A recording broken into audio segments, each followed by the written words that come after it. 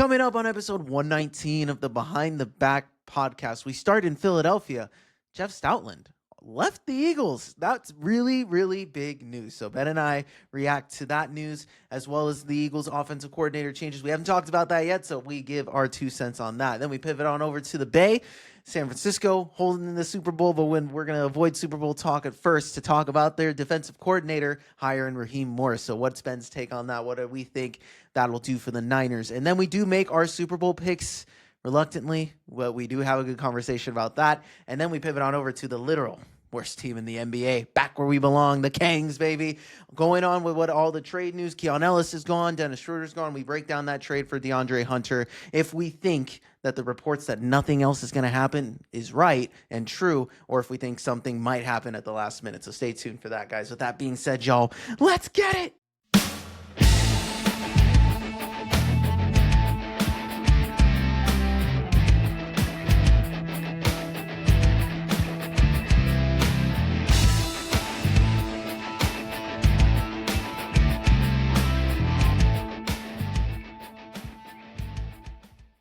All right.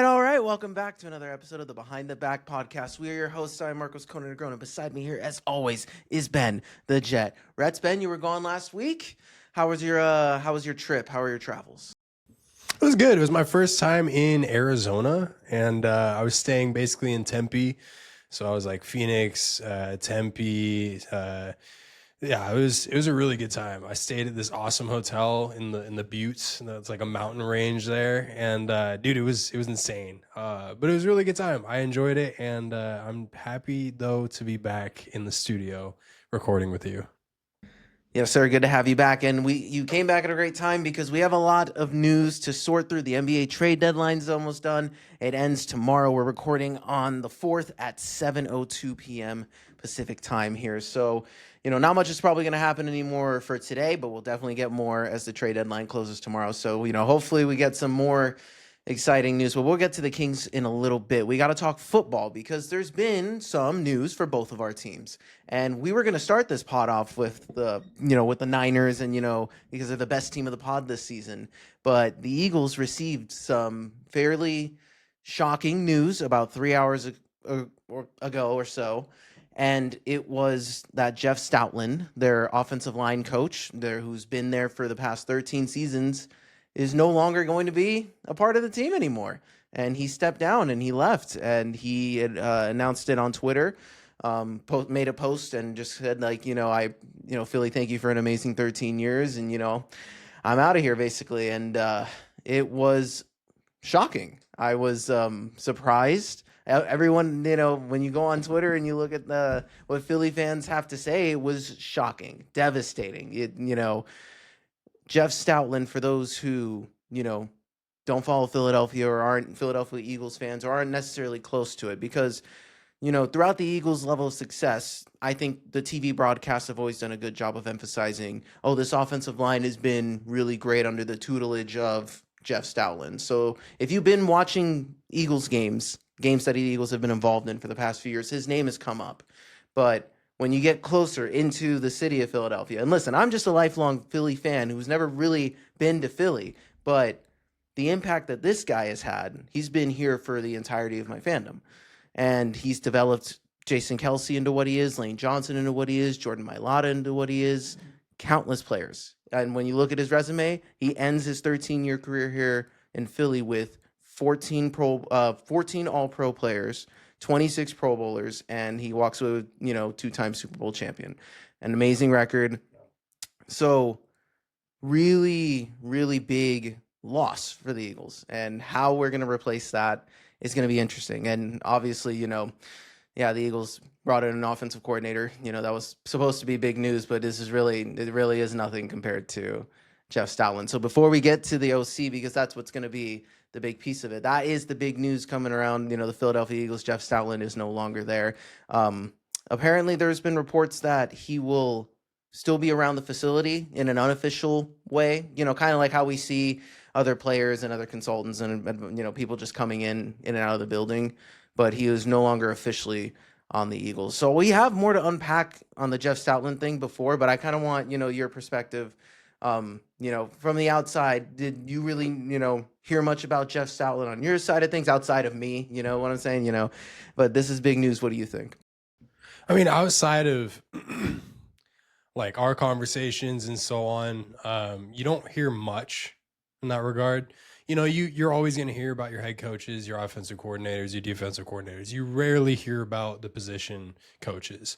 When you do hear about them, typically it's bad news or it's hirings or it's something or another. But I mean, his impact on this team for the last 13 years, it has been massive. And I think that it's interesting that there's been kind of rumors and reports about him staying connected to the team in one way or another. I didn't know that. And that begs a whole new question of why did he step away? Right? Was it a Sirianni thing? Was it a Patullo thing? Did he feel like maybe he should get the nod for OC? I don't know. I'm kind of curious to see how that shakes down. So I'm actually glad that you asked that question because we could have saw this coming a week ago. And to answer your question, there was an article from Jeff McLean. And Jeff McLean in Philadelphia, he is one of the most well-respected, well-renowned beat writers for the Philadelphia Eagles. He is one of the most plugged in, and you'll hear every other Philly beat writer or podcaster reference him as one of the most plugged in sources to the Philadelphia Eagles. And he had come out with an article last week regarding Jeff Stoutland. And apparently midway through the season, he has served as not just the offensive line coach, but he was also our running game coordinator going into this season. And midway through the season, that title got stripped from him. He no longer was because the rushing offense was struggling and they were trying to switch things up. And this is where it could have been, Sirianni trying to, make a play for Patullo to try and see if we can't fix something and save his job too, and take responsibility away from Jeff in order to do that. And that could have been part of the reason that Stoutland might have left, because he, with the Eagles bringing in offensive coordinator Sean Mannion, and we'll talk about him more in a second, there's now an opportunity for Mannion to bring his own staff with him. And I think Stoutland viewed this as a natural time to, hop off the train. And they didn't say that he was done coaching, so there is a chance he could go somewhere else. But it is just interesting. That was an interesting report that, had I paid closer attention to it last week, this is probably something I would have been less surprised for. I wonder too if maybe it had an impact on him having to, adjust to a new offensive scheme every single year. Because we talk about, Jalen Hurts having to deal with, new offensive coordinator every single year, right? But we don't talk about the rest of the offense having to make that adjustment as much. It's always going to be the QB conversation. But even the coaches, the positional coaches in that offense, it has to adjust yearly. So I wonder too, a guy like him who's been around this organization for a number of years, he's gotten his 2 Super Bowls in a lot of ways. He's checked a lot of boxes from a legacy standpoint. I wonder if he just kind of said, look, I'm exhausted with the runaround year in and year out. And, I just feel as though I need to step down from my role and kind of step back. Maybe, and that's why, part of it can be his demotion midseason can be a major piece of it. Bringing in Mannion can be another piece of it, just another, offense to learn and adjust to. And on top of that, it's I'm getting up there in my years in the league. I'm maybe ready to take a step back, but it's interesting nonetheless. Interesting and definitely a blow. Hard guy to replace, so it'll be interesting to see, and again, thank you, Jeff Stoutland, for all your hard work and, your tutelage for these guys and the legacy that you'll have on this organization forever. Go into the Eagles Hall of Fame for sure, probably the NFL Hall of Fame as well. Just an unbelievable career here in Philadelphia. And, Now we pivot on over to the other news for Philadelphia Eagles. They did hire their OC after quite a long search. It took longer than I think most Eagles fans were anticipating. They missed out on Mike McDaniel, missed out on Brian Dable, and then after those are the kind of the two names really circling around. And then after that, it was kind of like, oh, who are they really going for? They were doing a lot of interviews with some very uninspiring, prospects, and it felt like the Eagles were going to hire someone like Matt Nagy to bring into the fold, and it's funny how the Eagles were getting clowned for, there was Twitter from the other fan base saying, the Eagles are going to hire Matt Nagy, LOL. And then when the Giants hire him, they're like, oh, what a good hire to put with, John Harbaugh, LMAO. So I thought that was funny. But the Eagles ended up with former Packers quarterbacks coach Sean Mannion. And for those who don't know, Sean Mannion's a 33-year-old. He has only been a coach in the NFL of any kind in the NFL for 2 years. He had been a backup quarterback in the NFL for 9 years. He was in the 2015 draft, and he does not really have that much skin in the game. He didn't take that many snaps, play that many games. But he's been, what kind of is his specialty is that he's been to a lot of places and played for a lot of coaches.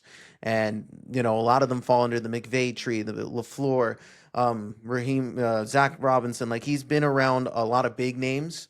And the Eagles, after kind of missing out on the established prospects, are like, okay, let's take a swing on a potential, younger talent. If we're going to get somebody, if we couldn't get the top play callers, and I know that part of the issue was Patullo sucked at calling plays, never called plays before.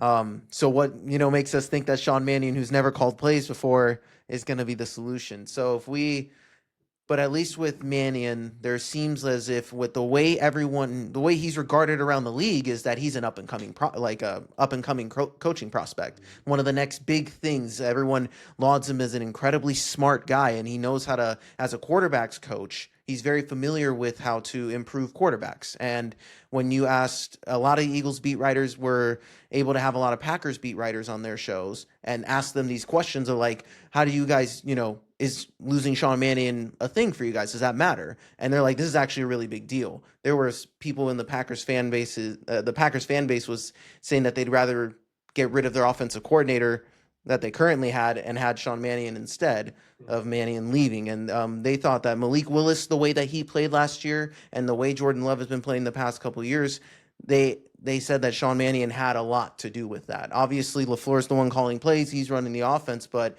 developing those guys, he was the one when Jordan Love got hurt who had to really get Malik Willis up to speed and get him in the right situation to execute the game plan. So that screams like, hey, he might be able to work with Jalen Hurts. So that's a good thing. So before we get into kind of the nitty-gritty of it, what do you think about the Eagles going with this hire?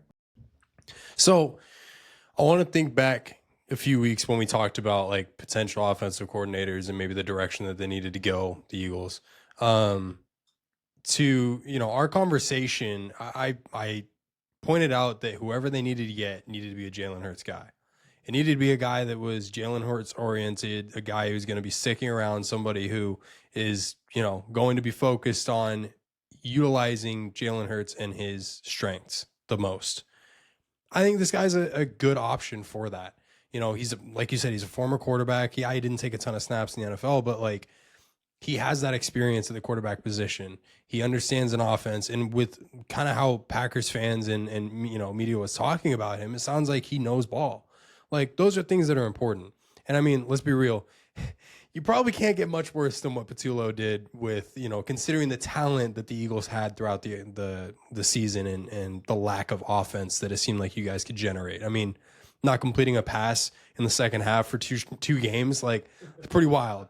So I do think this is going to be an upgrade. It's just going to be a matter of how quickly of an adjustment can both parties make, meaning from Sean Mannion's side and meaning from the offensive side, with the players. Like, can this mesh in training camp? Can it mesh early on, or is it going to leak into the season? Is there going to be growing pains?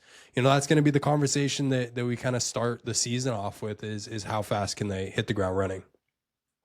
And it's going to be good thing to look out for is how does Jalen adjust? And the question is like, yes, Mannion's base when so he was Sean Mannion was the offensive coordinator for the East West Shrine Bowl, which is an event that they do every year for college football players in Mobile, Alabama, and he was calling plays for these players.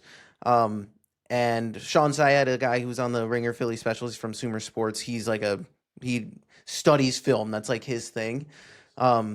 And he says that when you look at Sean Mannion and the offense he's coming from, obviously it's LaFleur, that's based off, the Shanahan McVay using outside zone, using, that zone to set up play action, using that play action to have another answer and another answer. So that's something that Jalen Hurts hasn't really been asked, something that he hasn't been asked to do yet. And I'm confident in Jalen's ability to adapt and grow. Like, I don't think that I'd have never thought that was the issue with Jalen, was his ability to, adjust. But it'll be interesting to see the staff that they bring in. They brought in Josh Grizzard as the passing game coordinator, and he was the former offensive coordinator for the Tampa Bay Buccaneers last year. And they had an awesome start to the season before the injuries, and they kind of fell apart, right? So his results were kind of mixed, and he got let go. But I think to have guys whose systems kind of differ from what Sirianni was trying to do, but also they don't differ so far that they can't do the same things that Sirianni likes to emphasize. Like when it comes to establishing the run, the Eagles, the Bucks, and the Packers were all similar in terms of when they use first down runs, things like that. So systematically, they can still utilize the run first offense that Nick Sirianni loves to use, but maybe the adjustment in running styles might be the difference to elevating this team next year. So who knows, who knows what the heck's going to happen with a rookie play caller who has a lot of hype behind them versus Patula, who had no hype behind him. So this will be really interesting to see, what we get. And there's also potential that if Mannion does cook next year, that he might stay, that he might, there might be one team out there that says, yeah, we might want Sean Mannion, but he'll also have been coaching for just 3 years, and then you're going to hand the reins of your organization to, a guy who's only coached 3 years. Sounds pretty insane, right? So I think that if he does it for multiple years with the Eagles, then he'll get that coaching gig. So it kind of gives me that Ben Johnson ceiling in terms of like, oh, he can stay here multiple years and they can actually do something special before, he ends up taking the next step like everyone might think he does. So that's the Eagles offensive coordinator situation. But real quick, defensive news. We also heard on the defensive coordinator side that the Eagles lost their defensive backs coach, Christian Parker, to the Dallas Cowboys. He is now the Dallas Cowboys defensive coordinator, which sucks because they also interviewed Jonathan Gannon, and I really wish that they had went with Jonathan Gannon. But the Packers fell into that trap. So, we'll see how much Micah Parsons loves Jonathan Gannon. And that sucks for Cooper DeJean and Quinyon Mitchell. They attribute a lot of their success to Christian Parker. So I wish him well. I hope he does well over there in Dallas, only when they don't play us. But he was a big loss. And the Eagles also almost apparently faced another serious loss in the coaching realm as well, where Vic Fangio also contemplated retirement to the point where the Eagles had to convince him to come back this year. So not only would we have lost Stoutland, we could have lost Fangio. So that would have been, had that happened, I don't know what people would have thought about this team going into next year because coaching has been such a huge part of it. So any thoughts on if Fangio had left, what would your thoughts have been if he did? I mean, I'll be real. You guys would have been cooked. Like, Fangio in a lot of ways saved the Eagles season last year. If you just look at what that defense had to do in order to win you guys ball games because your offense was just so poor at so many times, like Fangio, and with how quickly he was able to adjust to things mid-game, he's a huge part of what you guys are doing moving forward. I think losing him and losing Stout at the same time would have been catastrophic, honestly. So I think you not necessarily lucked out, but you just be grateful that like you're in the situation where you still have a DC like Fangio, right? Seriously, yeah, this would have been a tough world to live in without Vic Fangio. But there's also rumors that I think the Eagles might have a backup plan in place with Jim Schwartz, and that might be something to keep an eye out for. in the future, because Jim Schwartz is still under contract with Cleveland, even though he doesn't want to be there. So we'll figure out what the heck happens there. But that could be a potential answer for the Eagles. So that's been the news around Philadelphia. Crazy news regarding the Jeff Stoutland stuff, and I wish him well. He's just done so much for the Eagles, and I wish him the best. But the Eagles press on. They avoided losing all of their coordinators, but now with the new additions, we'll see what this offense looks like. We'll see what the defense, can they continue their run? So let's pivot on over to San Francisco, where the Super Bowl is being held on Sunday. And unfortunately, it will not feature either one of our teams, but everyone's still avoiding the electric substation, so no one's practicing around there. So you got a nice quiet vibe in Santa Clara. But what's the news, going on over there with the Niners? I mean, the biggest thing of late, I'm a little late to the party, obviously, because, I was out of town last week and we didn't record. But the biggest news has been the Raheem Morris hire at the defensive coordinator position. So, back it up a little bit, you had to fill a defensive coordinator for the past 5 seasons, basically. And last year you went and got Robert Saleh, and it was like, yeah, this is awesome, but you expected him to probably get a head coaching gig, and it happened. So, he goes over to Tennessee, and we talked about that. Now, what we didn't mention, which recently just happened, was he took with him assistant coach Gus Bradley, who is now their defensive coordinator, who is also in the running for that defensive coordinator position for the Niners. So he might have felt a little slighted. I don't know. But he also took our DB coach, Daniel Bullock. Daniel Bullock went to the Packers.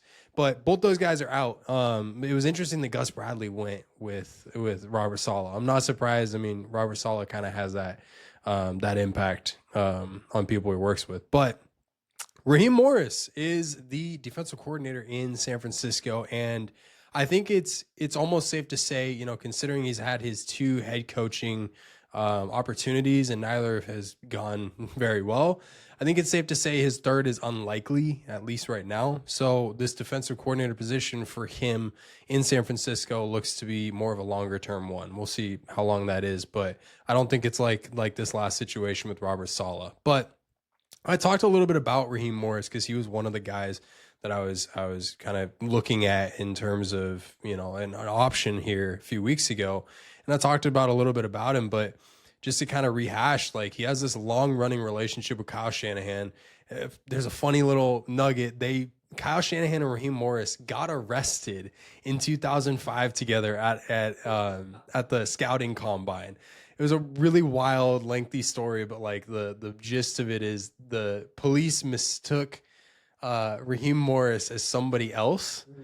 And so they detained him, and Shanahan, being Shanahan, couldn't keep his mouth shut. He ended up getting arrested as well. And so it was like this whole thing, but really funny story. These two go way back with each other. I mean, they coached in Tampa together in 2004, 2005. They're in Washington from 2012 to 13. And then most recently, up until now, they were in Atlanta in 2015 and 16 with that, record-breaking offense and also historically bad Super Bowl loss with a 28-3 lead. So these two have a lot of history with each other. And specifically Raheem Morris, he, if you look at that Falcons tenure that they had together, he was on the offensive side. Raheem Morris was. He was the wide receiver coach. This is important for a couple reasons, but the big one, Shanahan believes coaching experience on both sides of the ball helps a defensive coordinator attack an offense. Now, that's the key thing to remember here is attack an offense, because I don't think a lot of defensive coordinators do this at an elite level. I'm not saying Raheem does it at an elite level, but I'm saying something might be different now. So that to me is big. The fact that he has experience both on the offense and the defensive side, it helps you kind of understand how you need to attack and approach these offenses. Morris knows the NFC West. He won a Super Bowl with the Rams just a few years ago as a defensive coordinator there. Biggest thing for me is he's a player's coach. We saw with Steve Wilkes, we saw him do the booth thing. It didn't work. Like, the way that the 49ers operate under Kyle Shanahan is it needs to be down there in the trenches, getting dirty.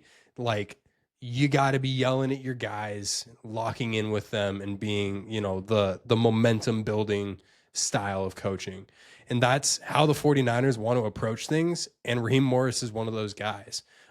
He likes to be out in the trenches. He likes to be down there with his guys. He has really good ties around the NFL with a lot of players, specifically some free agents going into this offseason, kind of some names to keep an eye on.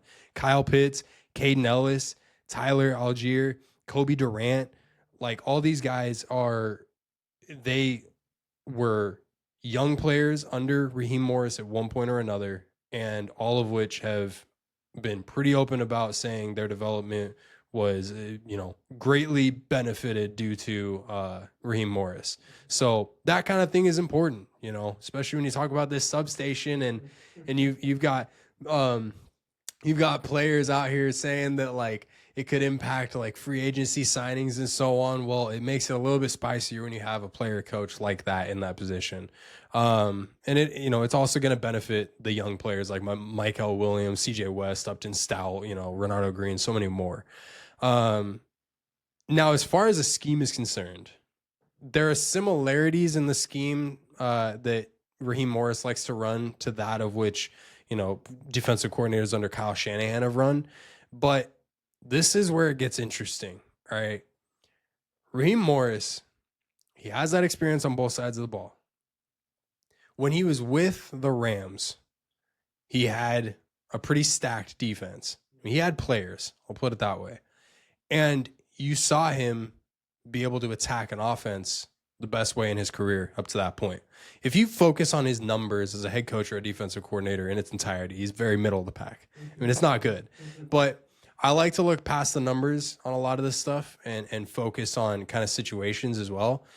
He hasn't had the best of cards, when it comes to like his situation in the defensive side of the ball. He hasn't had the best of players. He hasn't had solid situations. He's had injuries to deal with. He's had tough schedules. Like there's so many more factors that play into that. And so from that standpoint, he joins the 49ers and immediately is going to get a recovering but should be good to go by training camp Nick Bosa.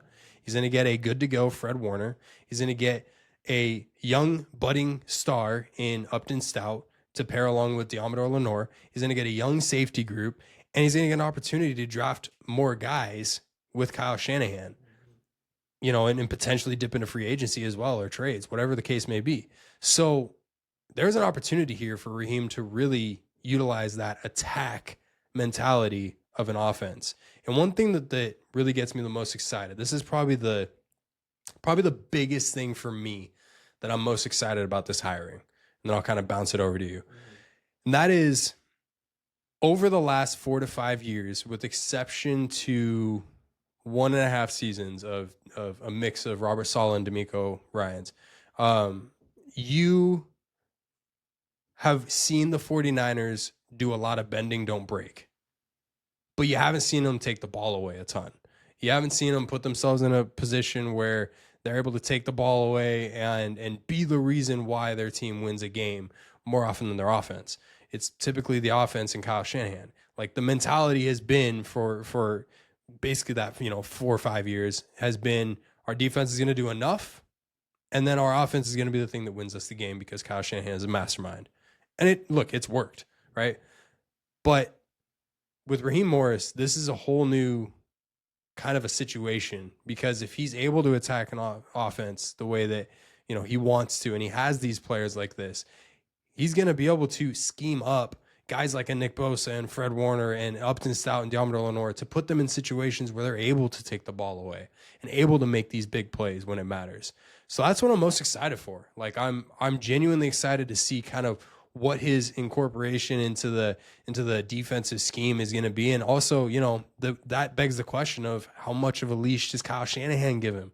Because Kyle Shanahan, every time he's had a new defensive coordinator here, he wants to, he doesn't want to get too far away from what the defensive scheme here is in Santa Clara. But, with Raheem Morris, if he's able to kind of do his own thing, expect a lot more blitzing, expect a lot more of mixed coverages. It's some things that you just haven't seen with this defense before. So all in all, like I like the hire a lot. I think this was probably the second best option if you can consider Jim Schwartz on the table. If you don't consider Jim Schwartz on the table, I think he's the best option out there. So I really like the hiring, and I think that the 49ers are in a good spot right now. Absolutely. I think Raheem is a very qualified guy for the position. I think, like you said, as good of an option as you had left, given all the movement that went on around the league. And I've seen plenty of videos of Raheem commanding the meetings and having his experience on display. So I do agree. I do tend to agree with you. On like, yeah, numbers are one thing, but there's so much context that come with numbers. If you hear about if guys are really good with players or if guys just a genius or things like that, right? So having Raheem, I think with the players that you have, with the veterans that you have, with the Fred Warners and the Bosas, having a guy who can really just push them to be better, and work with them will be good. And I'm excited for you guys. I think that Raheem's going to be good, and I'm excited for, your defense to get healthy, and, hopefully, this defensive coordinator gets a healthy defense to work with. And I think that if that's the case, you guys will see a lot, I think you guys are going to improve quite a bit from last year, so long as you maintain health. And that can be on both sides of the ball, but say whatever you want about it. But I think having Raheem, I think for Kyle, I think there is going to be less of a leash on Raheem because I think he's their friend. Yeah, exactly. Trust is a huge deal. So I think that, Raheem's defenses have shown the ability to be good. I think that he's worked with good players, and not just in LA, but in Atlanta too. He developed young players like Xavier Watt. I mean, Jesse Bates looked awesome over there. He had those two edge rushers in James Pierce Jr. And Jalen Walker, and he did a really good job with those guys too. So I have a lot of faith in Raheem, and I think this is a great hire for you. Yeah, it's a great point too. Like the last draft that Raheem Morris had with the Falcons, he did really well with. And the two edge rushers specifically that he drafted, you brought them up, Jalen Walker and James Pierce, like both of which, I mean, that whole defensive line had 57 sacks on the year. And I think it was Jalen Walker that led all rookies. Yeah, with 8 sacks through 15 weeks. And then he was a great player. And so like from that standpoint, like a scouting standpoint, just understanding kind of what his defense needs, the fact he's able to get in the building as early as he does now, you get the defensive coordinator things, figured out early on in the offseason before the Super Bowl even happens. You get to kind of scheme up how you want to attack this draft. And that's what I'm excited to see. There's so many young, promising talent on this 49ers team. And defensively, like we saw so much of it, but it's like to be able to learn as these young guys, to be able to learn from Robert Saleh and what he's capable of bringing, and then to bounce into your second year and be able to learn from another defensive mind with, a whole new bag of tricks in Raheem Morris, it's only going to benefit these guys. Mm-hmm. So I'm excited to see, and especially with Michael Williams and his development as a pass rusher, because he's already really great against the run. Stopping the run, but like if he can develop any form of a pass rush, he's going to be awesome. So overall, guys, I really like the hire. I think that the 49ers are in a really good spot. Just got to figure out now kind of the replacements for, Gus Bradley and Daniel Bullocks, but we'll kind of see kind of how that shakes down. It's not the most pressing thing. The 49ers did address the most pressing thing. So I'm feeling pretty good right now. Heck yeah. So any final thoughts on the 49ers before we switch on over? I'm sick to my stomach when I see these pictures of Levi's Stadium. And like I love seeing Sam Darnold up there because shout out Sam Darnold. I've been low on him throughout the start of the playoffs, and I've been saying that he's gonna be the reason why they lose.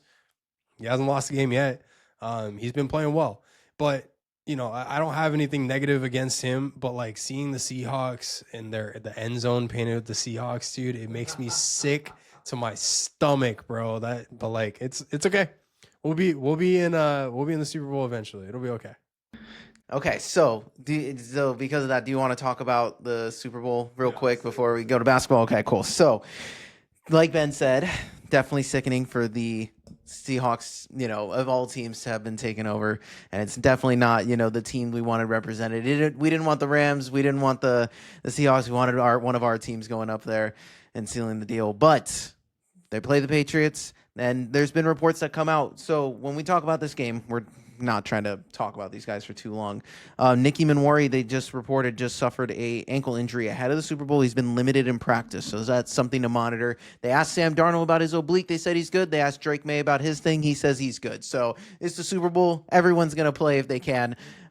So when we talk about just this matchup in general, I think it's funny the conversations I've heard about, some of this team when they were like, oh, the experience that Mike Vrabel has.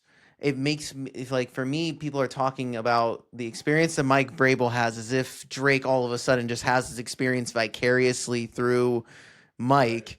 When they talk about Sam Darnold and Mike McDonald, they're like, oh, this is their first Super Bowl. And I'm like, this just feels like a first Super Bowl for everybody. And there's a first time for Mike as a coach in the Super Bowl. So Mike Vrabel. And it's just an interesting, I thought that part of that narrative was interesting. But I think if we're talking about these two teams, I think the Patriots have what it takes, but they do deserve to be the underdogs in this game. I think the Seahawks are the better team.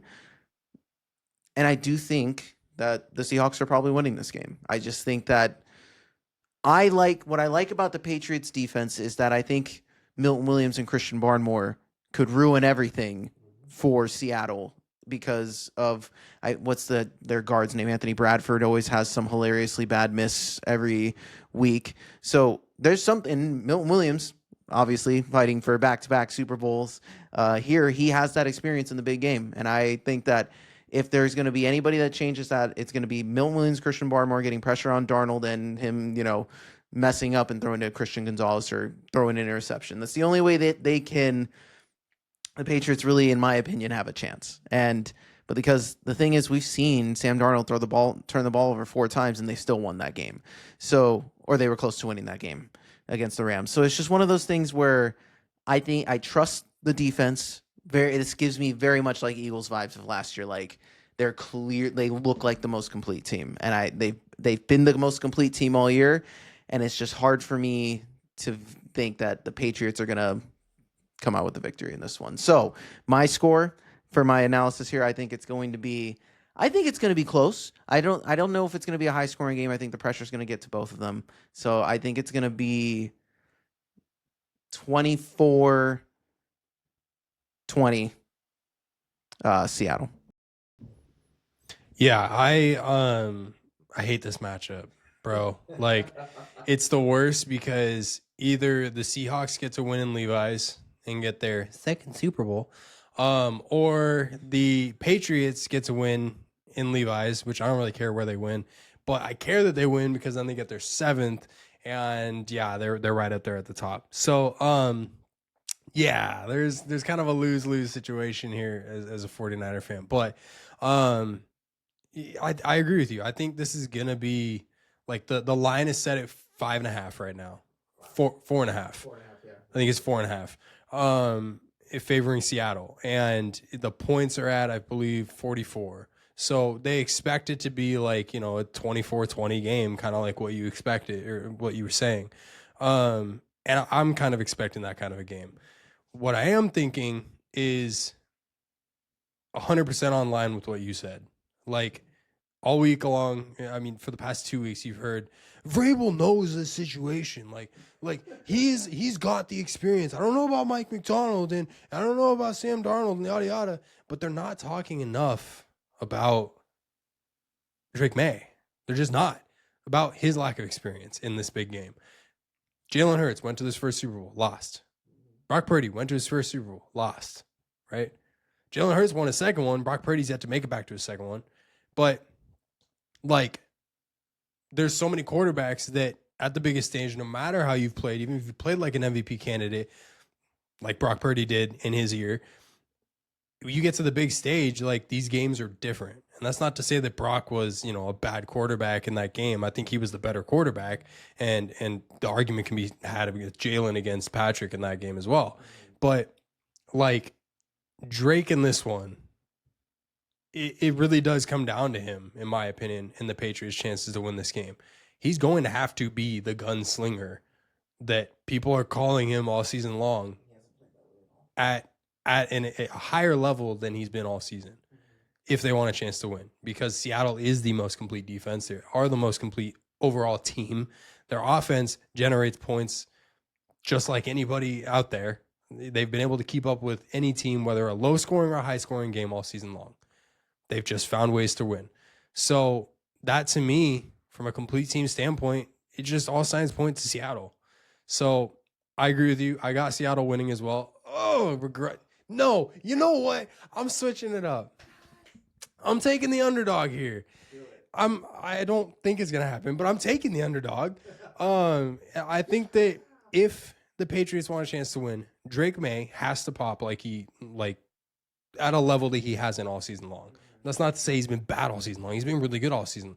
But you need to be really good. And this offense has not been really good in the playoffs. In fact, I think they've put up the least amount of points through a Super Bowl run ever, which is wild. So you can't do that. You got to be elite in this one. And the Patriots defense needs to come up with at least one takeaway, whether it be a fumble or an interception or something. And you got to give that offense, your offense, a break of some kind.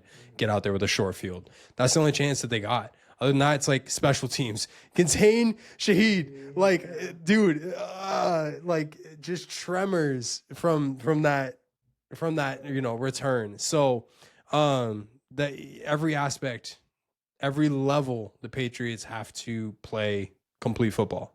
That's what it's going to take. So I'll take the same score. I'll take 24-20, but I got the Patriots. I'm taking the underdog, baby. I love that. That's sick. Okay, great. So we have our Super Bowl picks. We will see what happens on Sunday for the big game. Right? Excited for the Bad Bunny halftime show? Dude, I actually am. Like, my girlfriend loves Bad Bunny. Shout out Daniela. She saw Bad Bunny a few years ago. All her friends love Bad Bunny. So we gonna be watching Bonito. We gonna be watching that halftime show. It'll be a good time. I'm excited for it.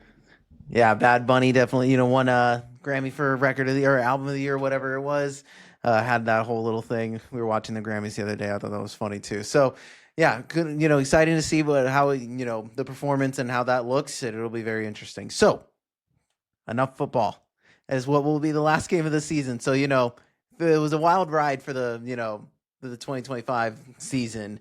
And, who would have thought that the Niners ended up with the best record of our two teams? I'm still pissed off about that. But either way, let's pivot on to literally the worst team in the NBA. We're back, baby. The Kings are back.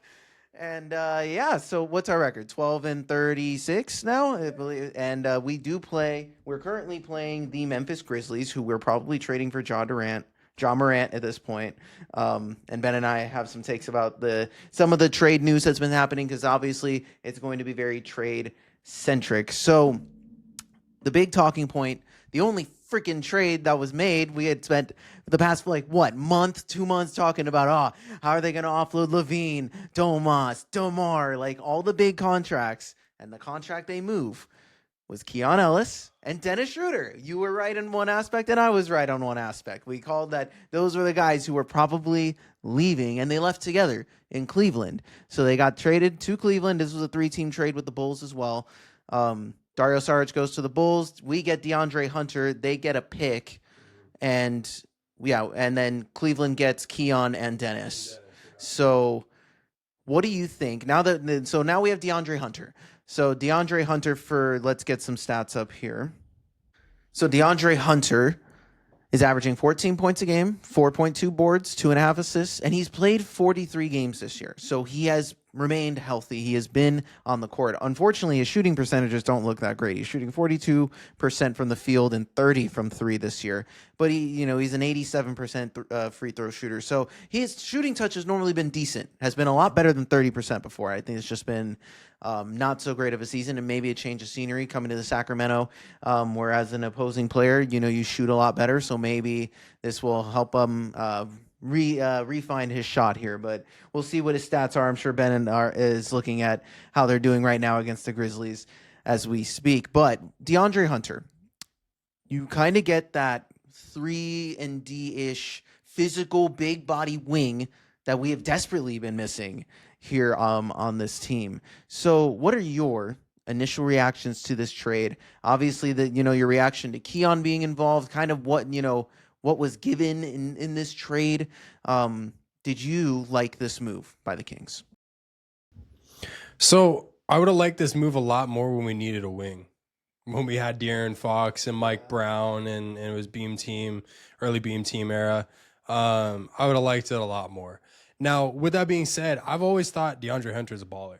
I liked him a lot when he came into the NBA. I didn't know much about him prior to, can't lie. But you know, everything that I've seen from him, I've enjoyed. You know, he was Atlanta, then Cleveland, and now Sacramento. The part of it that I don't like is how it got done. And it sucks because it just made our mistake from from the preseason just that much worse, because the first mistake was not extending Keon. The second mistake was then, in hindsight, it's always 2020, but you know, the second mistake was then signing Dennis Schroeder, not just to a vet minimum, but to a 3-year freaking deal. Mid-level. Yeah. And yeah, mid-level. And so it sucks because the only way to get out of the Schroeder thing was to make the deal a deal, to make it interesting and to make it, you know, look like something other than just getting out of a contract and enticing, you know, another team. And the way to do that was getting out of Keon, because he was going to probably end up walking at the end of the season anyway. Mm-hmm. So it sucks, man. Like, I hate losing Keon because he checks these 6 pillars that Scott Perry loves to talk about in Sacramento, as these, you know, 6 pillars to the players that he's looking for. Keon was that. Like, so I'm upset about it. And the other part of it too is, like, what did we just say a couple weeks ago when we were talking about, you know, our desires for returns and trade packages? We wanted picks. If we weren't getting picks, we wanted young players. If we weren't getting young players, we wanted expiring deals. None of what we got was a pick, an expiring deal, or a young player. I mean, I get he's 28, but like, he's a vet at this point. And you're taking on the Kings take on $23.3 million and then $24.9 million in the final 2 years of Hunter's deal. So I greatly exhale because I'm frustrated. I liked Keon. You were high on Keon from the start. You clocked that so early on, and I was like, I don't know, bro. Like, I don't know. But I'm not gonna lie, I'm happy for Keon. Like, from that aspect, he gets to go play some meaningful basketball. You know, hopefully contend if things kind of fall in the right way for them. But nonetheless, it's way more meaningful basketball. And Monk made an interesting comment before I throw it back over to you. I don't know if you saw this. He made a comment, you know, when asked about them, and I'm paraphrasing here, but essentially said, like, you know, they wanted to be out. You know, they wanted to leave, kind of thing. And yeah, like, it's fair. Number one. Number two, it's like, I think everybody on this team outside of the youngsters just wants to be out and wants to play some meaningful basketball, because, you know, at this point, the Kings through this point of the season are 12-39. Like, that's awful basketball. And this wasn't a team that went into the season expecting to tank. This is a team that went into the season at bare minimum expecting to be a play-in team.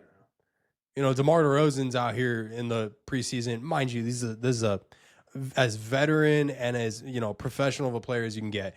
He's out here saying that, you know, they're trying to, you know, be one of the top teams in the Western Conference. It's like, I love that, dude, but we all know you're not going to. But 12 wins through this point, through 50, you know, 4 games or whatever, 53, 51 games, that's terrible, dude. So overall takeaway right now, just on that trade, before we get into the projecteds, what we might see happen, probably not. I don't like it. I really don't. We didn't get anything that we needed in return, and we lost Keon Ellis. Goodbye, Dennis Schroeder. I mean, 11th team in a year and a half, basically. But like, yeah, dude, it sucks that we lost Keon. I'm actually really heartbroken over that.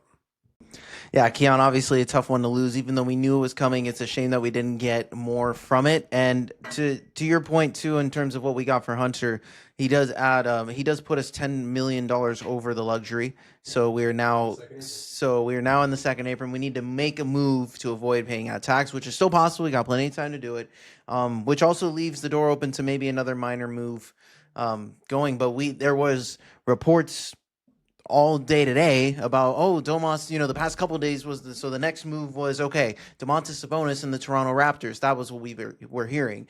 And then earlier today it turned into Toronto Raptors, and then now they're backing out because the Kings don't want to absorb the Jakob Poeltl contract, and they also want draft compensation for Domas. So it was causing a holdup, and then all of a sudden the Wizards became a potential opportunity, a potential place, and then the freaking Grizzlies traded Jaren Jackson to Utah and then there was an insane swap of picks and players. It was a huge deal, and that set into motion like, Memphis can take on the Jakob contract, the Bulls can take on the Jakob contract. Like, all of a sudden this opportunity was opening up to where like, okay, this Toronto deal is going to happen, and in return we were going to end up with most likely RJ Barrett in this. That was the key for this one, and it fell through. And I believe, and the Wizards made a trade with the Mavericks to get Anthony Davis over there. So they did a whole trade as well, and that took the Wizards out of the running. And the Raptors were like, we don't want to pay what you're asking us to pay. And it sucks because you see other teams around the league, like Jaren Jackson. There was like 5 picks involved there, like 3 first-round picks were heading in one direction, like. Domas Sabonis isn't worth 1, like 2. We don't have that kind of leverage. Our players don't have. We can't say like, you got to give us 2 for Zach LaVine. You got to give us a 1 for DeMar. You got to give us, at least 1 for Domas. We got nothing for Keon.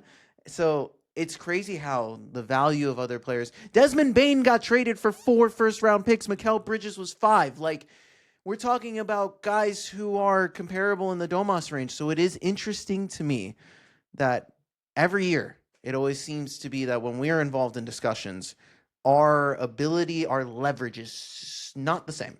And I find that to be the most frustrating part of the trade stuff. I'm not, yes, I'm salty that we couldn't get these moves done, but I understand, like, if a team doesn't want to pay it's just interesting of what other teams are willing to pay for other players, and when we believe we're offering a fair-ish deal, which is most likely below market anyway, we're not, we just never seem to get, no one wants to bite from the apple that is Sacramento, and that's kind of the frustrating part. Yeah, well, and then you look at like Jared McCain, who gets traded to OKC for a first round and 3 second rounds. Yeah. What? Like, this is a guy who didn't even play last year. So on your point of like the lack of basically respect to the Kings is worth what it is, I think, and I don't know if this is true, I'm just kind of throwing it out there. I wonder how much of the Sacramento Kings advertising abroad to the entire NBA basically 2 months ago that we were doing a fire sale, everybody's available, hit us, hit our line, we're ready. I wonder how much of that genuinely depreciated our squad's value. Yeah. Because it's like, when you look at a negotiation, like if we're negotiating something and we're about a trade, and you very clearly want to get rid of whatever this thing is, and I find an interest in it, I'm not going to give you, one of my favorite assets or something that's important to me if I know you want to get rid of it. Like, I'm going to tell you to your face, like, I know you want to get rid of this thing. So I'm hesitant to include something that's actually important to me until you spice up this deal a little bit on your end. It needs to be a bit of a sacrifice for both parties. So that part of it makes me wonder, like, did the Kings kind of shoot themselves in the foot by going into this season, rather by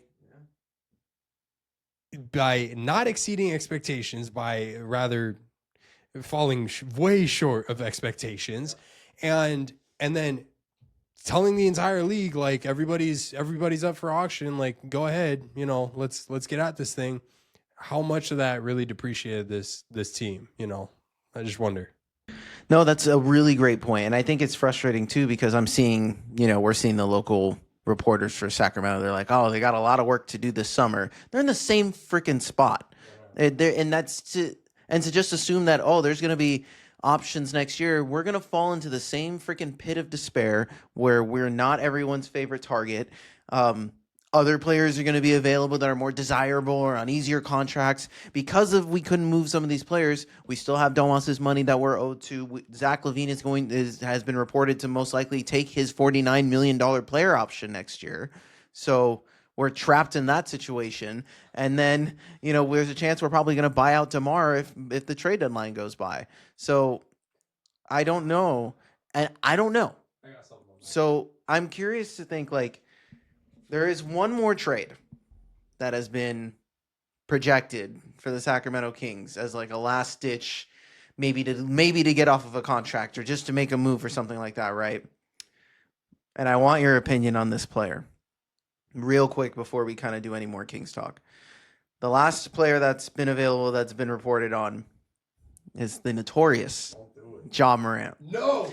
There's been multiple links that said, hey, the Kings could pursue Ja Morant, even though Ja Morant has said that he has no interest in coming to Sacramento. But the Grizzlies have come out and said they don't give a crap what Ja Morant thinks or what he wants. They're going to trade him somewhere. Whoever wants him can have him. They're doing a fire sale on Ja Morant, and the Kings might be interested.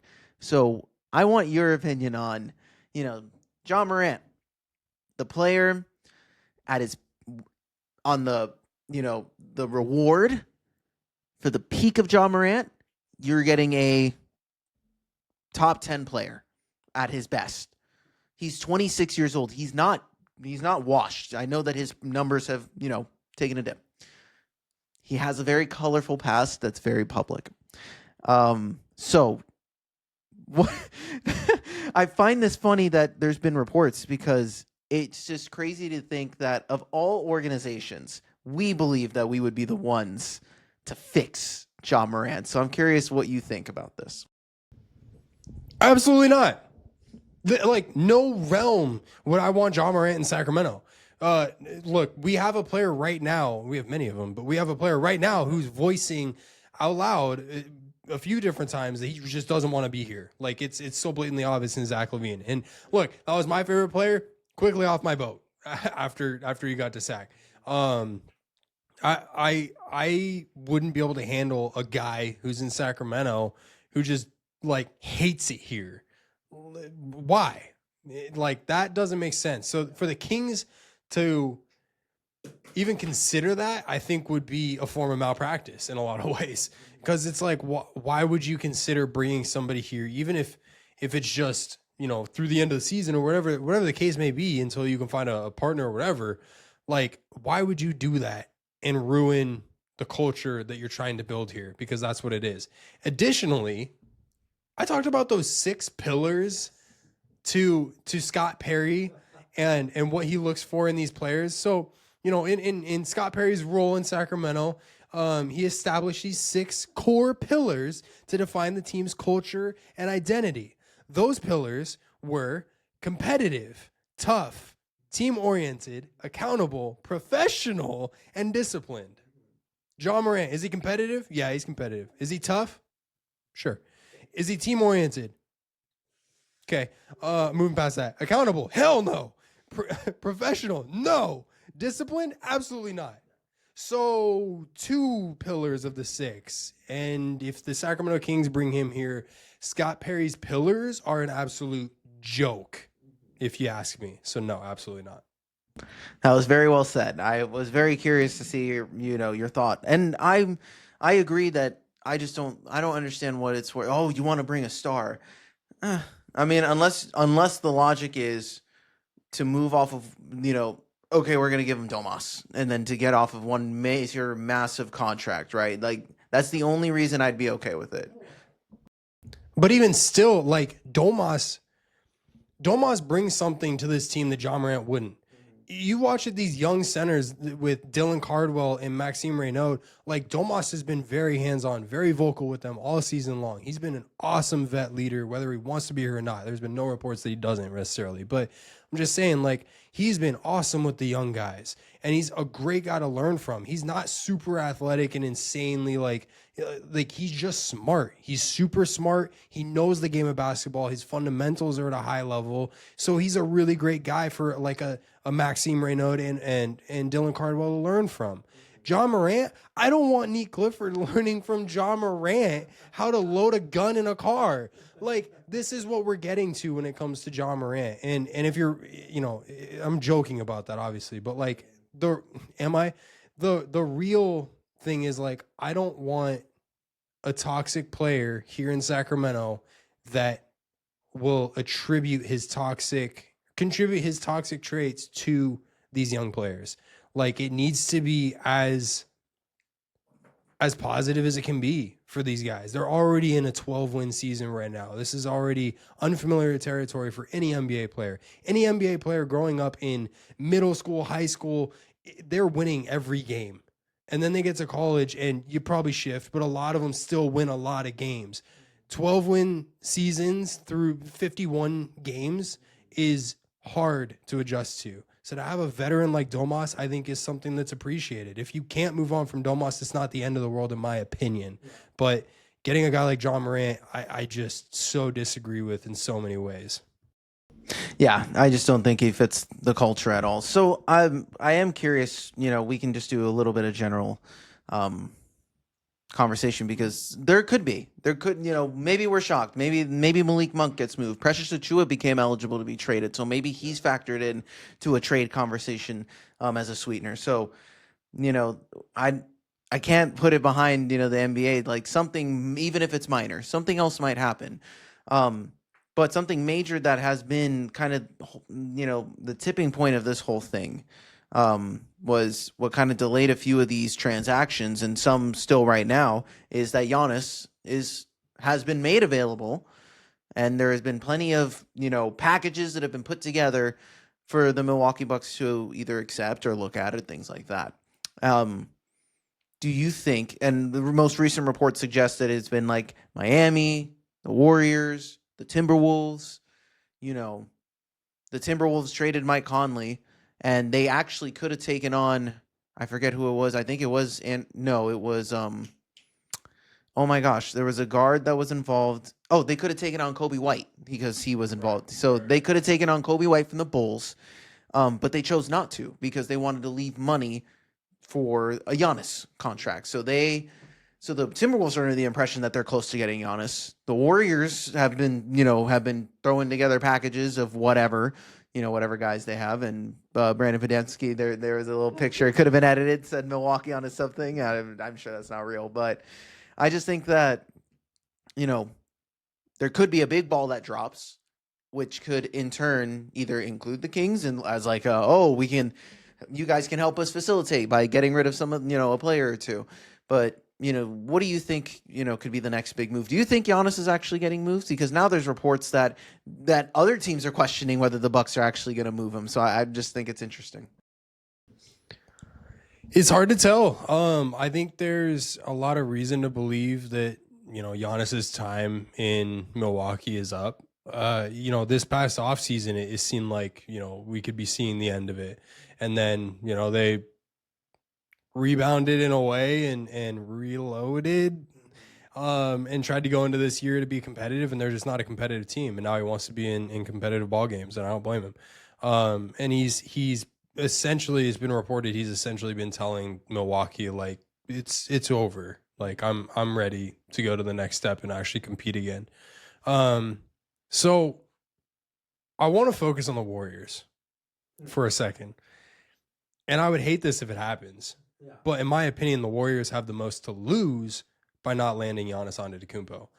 And the reason I say that is, how many years does Steph Curry have left? Like, I'm asking just a broad question, because that's the question right now. And currently, they're wasting one of his years, and they've wasted it before. But right now, you've got Podensky just out here throwing the ball away and playing horrible defense, and then the occasional, like, couple good plays. But overall, like, he's ruining a season. I mean, there's a lot of factors, but he's a part of it. This is not a good season for the Warriors, and they're trying to rebound it. You're probably not going to save this immediate season by landing Giannis, but going into next year, they'd be a favorite to win it all. And I think the Warriors and Steph both want to win, at the very least, one more championship if they can.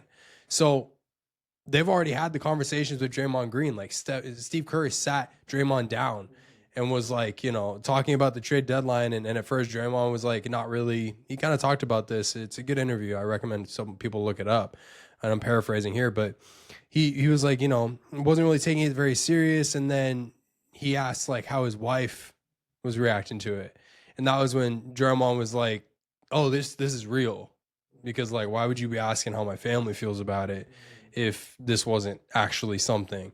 And so, on the way to last night's game, which is potentially the last game for Draymond Green if he does end up getting traded, he told his son, like, how would you feel if I got traded? And he just gave him the rundown of like what it's like.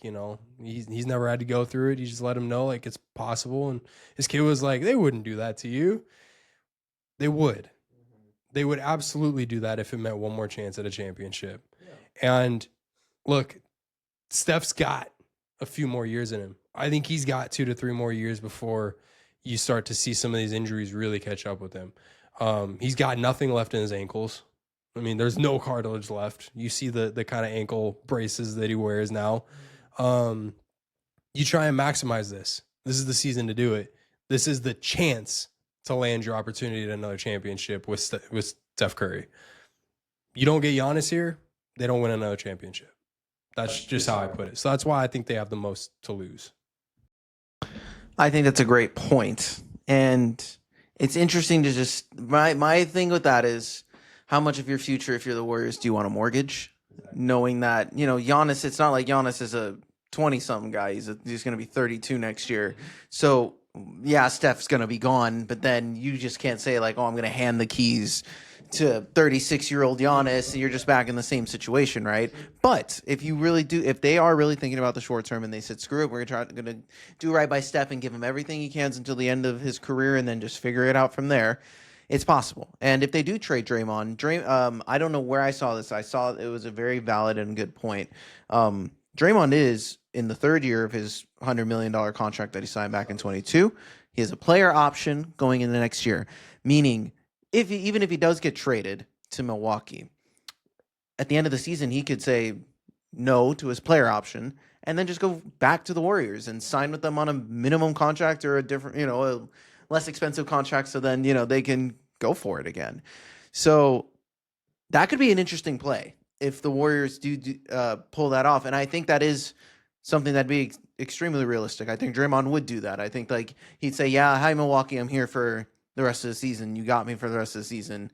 I'll just have fun here and probably play in a way that I haven't played at my time in Golden State and then go back home once it's all said and done. So I could see that working out. And I'd really like to see him on the Timberwolves. It would suck for the rest of the West, but I think him and Anthony Edwards would be an unbelievable combo together. So I think that it's possible. So we'll see where Giannis ends up if he does end up getting traded. And that's been, the will they, won't they? And I think that they missed out on a couple opportunities because I wonder if they were also waiting for the president to be set, because now we had the Triple J trade, and with multiple first round picks being sent out, being involved.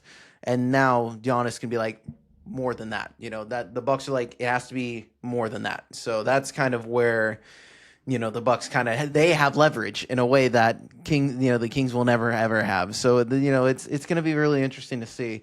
So let's check in on our Kings. How are they doing right now? Because we're going to watch this game here. It looks like 57, 56. Perfect. Yeah. And then it looks like, let's check on our boy. Domas is popping off. DeAndre Hunter is 1 of 5. All right. So, first game, still learning, still finding his shot, but Domas is cooking tonight. So now that he knows he's not going to be traded, he's cooking. So let's but I think the Kings are what they are, but there's still a lot that can happen between now and I forget it. I think it's 3 p.m.